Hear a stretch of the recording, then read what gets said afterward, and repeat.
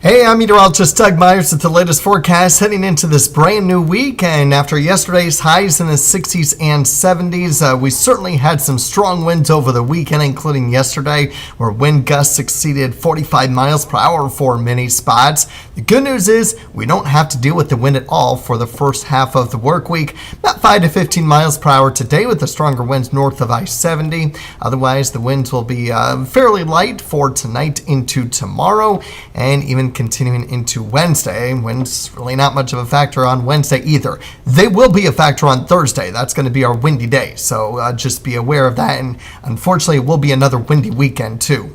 Meanwhile, upper 60s and low 70s again for today. But the big question is, will there be clouds impacting the eclipse? Of course, maximum eclipse is at 1:53 in the afternoon. Please make sure that you have glasses on when you're watching this.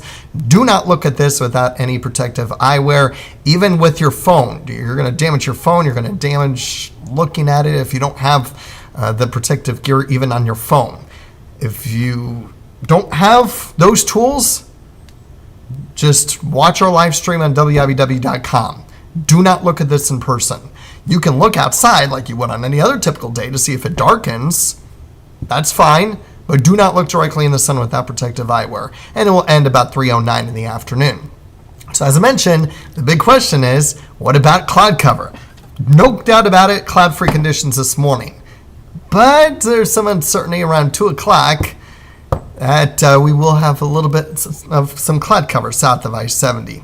So south of I-70 has a chance of not being able to see it, maybe even up towards I-70. North of I-70 should be okay before the clouds increase later after the eclipse occurs in the afternoon, early evening hours.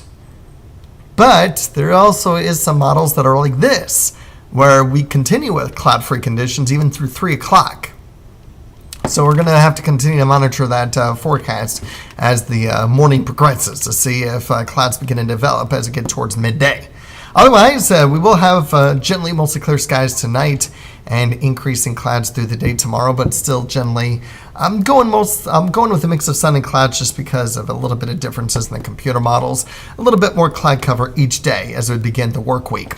This model wants to indicate a little bit of light rain Wednesday night. Won't amount to much, but it is certainly something that we'll have to monitor as we head into these next couple of days. I don't have this officially in the forecast. It's not going to amount to much even if anything does occur, and I do not expect severe weather. Speaking of severe weather, the last 2 storm spotter training classes from the National Weather Service will be this week. Nemaha County at 7 o'clock on Tuesday, Cloud County at 6:30 on Thursday. Meanwhile, Chief Meteorologist Jeremy Goodwin will be out programming weather radios from 11 to 1 for this week in Emporia and Topeka. And then he'll be in Wamego, Marysville, taking a look at some of the other cities, Council Grove, Linden, and Concordia. All other cities that he will be at throughout the month and even into early May. So make sure to check those locations out if you need help programming your weather radio, or if you have any questions at all that you want to stop by and visit with him. Certainly, depending on how long the line is, that's going to be something that you have to keep an eye on as far as how long you're able to talk to him for if you're not getting your weather radio programmed. In the meantime, temperatures generally going to be in the upper 60s and low 70s for much of the work week. Not a huge change in air mass. There is going to be a huge change in air mass over the weekend. Highs in the 80s, and yes, it will be windy over the weekend too. And that 80s continues into Monday before a cold front Monday night pushes through, and that looks to bring us our next best chance for rain, Monday night into Tuesday morning of next week. Because this week, well, this model is starting to indicate that rain by Monday evening. But for the most part, there's not going to be a whole lot of precipitation through next Monday. And same with the GFS. It's not much.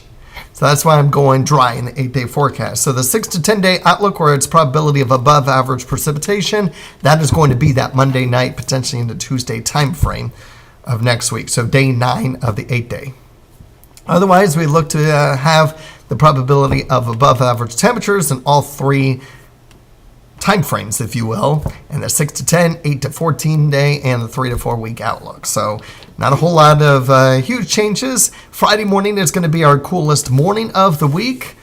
down in the 30s behind that front on Thursday, so that will be something to watch out for. Very, very low probability. Some areas might get close to the freezing mark, so we'll have to watch that. Otherwise, not too bad of a week, especially with our wind or lack thereof, especially during the work week. Thursday is going to be the only windy day. And then, unfortunately, over the weekend with those temperatures exceeding 80 degrees, maybe even getting close to 90. We'll see. Have a great day.